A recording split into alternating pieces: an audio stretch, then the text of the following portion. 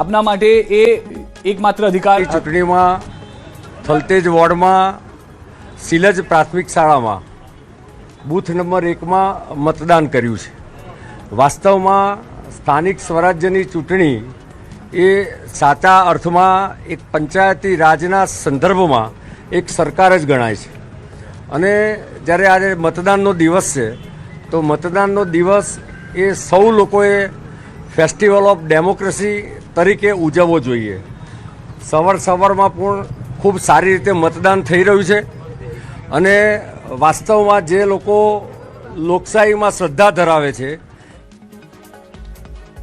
તો સુરત ખાતે સી.આર. પાટીલ દ્વારા મતદાન કરવામાં આવી રહ્યું છે. પરિવારજનો સાથે અને કાર્યકર્તાઓ સાથે તેઓ પહોંચ્યા છે અને મતદાનની પ્રક્રિયા તેમના દ્વારા કરવામાં આવી રહી છે અને તમામ લોકોને એક જ અપીલ કરવામાં આવી રહી છે કે વહેલી સવારે આવો અને મતદાન કરો, પછી ચા પીજો, પરંતુ પહેલા મતદાન કરજો તેવું પણ સુરતવાસીઓને કહેવામાં આવ્યું છે. સુરતીઓના મિજાજ વિશે પણ વાત કરવામાં આવી અને આ સાથે તેમના પત્ની અને પરિવારજનો સાથે તેઓ મતદાન કરવા માટે પહોંચ્યા છે.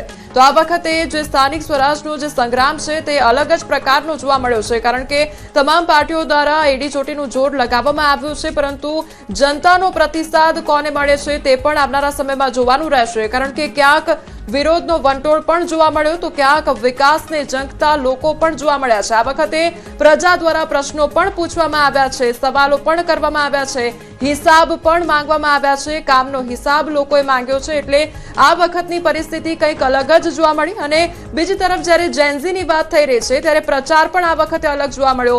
એઆઈ ટેકનોલોજીનો ઉપયોગ કરવામાં આવ્યો હતો. આ સાથે ઇન્ફ્લુએન્સર્સનો પણ ઉપયોગ કરવામાં આવ્યો હતો. વિડીયોઝ એટલા શેર કરવામાં આવી રહ્યા હતા. એટલે એક સોશિયલ મીડિયાનો પણ આ વખતે અલગ જ ટ્રેન્ડ જોવા મળ્યો હતો. અને અત્યારની સુરતની આ તસવીરો કે જ્યાં સી.આર. પાટીલ દ્વારા મતદાન કરવામાં આવી રહ્યું છે, પરિવારજનો સાથે તેઓ પહોંચ્યા છે, કાર્યકર્તાઓ સાથે તેઓ પહોંચ્યા છે અને તેમના દ્વારા મતદાન કરવામાં આવી રહ્યું છે. અને લોકોને સીધી જ અપીલ તેમના દ્વારા આજે કરવામાં આવી કે વહેલી સવારે મતદાન કરો, બને તેટલો પોતાના અધિકારનો ઉપયોગ કરો. અને એક વિશ્વાસ પણ વ્યક્ત કરવામાં આવ્યો છે, જીતનો વિશ્વાસ વ્યક્ત કરવામાં આવ્યો છે. સિદ્ધાર્થ, કોમલ, એક મહત્વની વાત તેઓએ તે પણ કરી હતી કે મહિલાઓ તરીકે પણ અહીંયા ચૂંટણીમાં મહત્વની ભૂમિકા તેઓની રહેલી છે. ભલે આપણે જ્યારે 4 કરોડ 4.25 કરોડ મતદારોની વાત કરતા હોઈએ, પરંતુ તેમાં આપ જોવા જાવ તો 2 કરોડ જેટલી મહિલા મતદારો પણ છે કે જે હંમેશા આપણે ભૂતકાળની 2 ચૂંટણીને જોઈએ તો જોતા આવ્યા છે કે તેમાં મહત્વની ભૂમિકામાં રહ્યા છે. અને આ વખતે જે રીતે આપે પણ પહેલા કહ્યું કે જ્યારે મતદારો પોતાનો પ્રશ્નો ઊભા કરતા હોય તો જેમાં ખાસ કરીને મહિલાઓ કે જેઓને અથવા તો જે બાળકો છે જેઓને ઘરે વધારે રહેવાનું થતું હોય છે, તેમના આસપાસના વિસ્તારની પરિસ્થિતિ શું છે, કારણ કે એ જ મહત્વની છે ને સ્થાનિક સ્વરાજની ચૂંટણીમાં તો, કે તેમને કેટલું સિક્યુરિટી ફીલ થાય છે, તેમના વિસ્તારમાં કેટલી સુવિધાઓ છે અને તેને લઈને તેઓ ધ્યાનમાં રાખીને મતદાન કરે. એટલે સી.આર. પાટીલ તરફથી એ પણ સ્પષ્ટ કરવામાં આવ્યું છે કે ઘરની મહિલાઓ ઉપર જવાબદારી છે કે તમામ લોકો મતદાન કરે છે કે નહીં તે આપ 2 વખત ચકાસીને પછી જ ઘરની અંદર જે પણ ચા નાસ્તાની પ્રક્રિયા છે તે હાથ ધરજો. પહેલા મતદાન પછી જ ચાની વાત જે છે તે પણ કરવામાં આવી છે.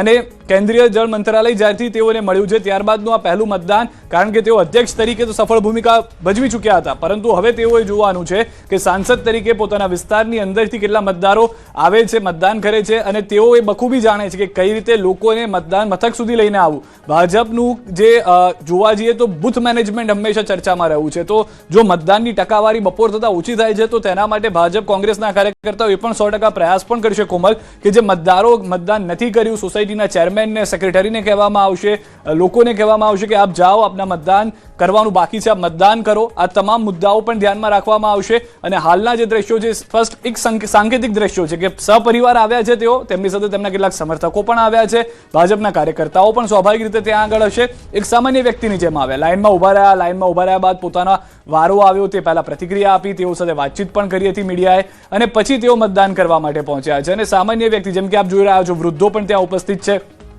ત્યારબાદ તેમના પત્ની દ્રશ્યોમાં જોવા મળી રહ્યા છે સી.આર. પાટીલના, કે તે પણ ત્યાં ઉપસ્થિત છે અને મતદાન કરી રહ્યા છે. અને સુરતનો અત્યાર સુધીનો અઢી કલાકનો જે આંકડો છે તે પણ અંદાજિત 9% મતદાનનો છે. તો સૌને મતદાન કરવા માટે પણ એ અપીલ કરી છે. અને જ્યારે તમે અપીલ કરતા હો તો ખુદ તમારી એ શરૂઆત થતી હોય છે. Charity begins from home. તો એ પ્રમાણેની પરિસ્થિતિ પણ જે છે તે અહીંયા જોવા મળી રહી છે. કોબર, સુરત ખાસ કરીને ઉદ્યોગોનું શહેર કહેવામાં આવતું હોય છે અને ખાસ કરીને હીરા ઉદ્યોગ માટેનું આ શહેર ગણાતું હોય છે. ત્યારે સુરતમાં હવે હીરો કોણ બને છે તે જોવાનું રહેશે. અને સી.આર. પાટીલની ખાસ વાત કરવામાં આવે તો તેમને જે ચૂંટણીના ચાણક્ય કહેવામાં આવતા હોય છે, એટલે અત્યારે સુરતમાં કેવા પ્રકારની પરિસ્થિતિ જોવા મળે છે, આવનારા સમયમાં કેવો વિકાસ જોવા મળે છે, કારણ કે વિકાસની જંગથી પ્રજા દ્વારા આજે મતદાન કરવામાં આવ્યું છે અને તેમનો મુખ્ય મુદ્દો એ જ રહ્યો છે કે સારા કામો સુરત શહેરમાં થાય.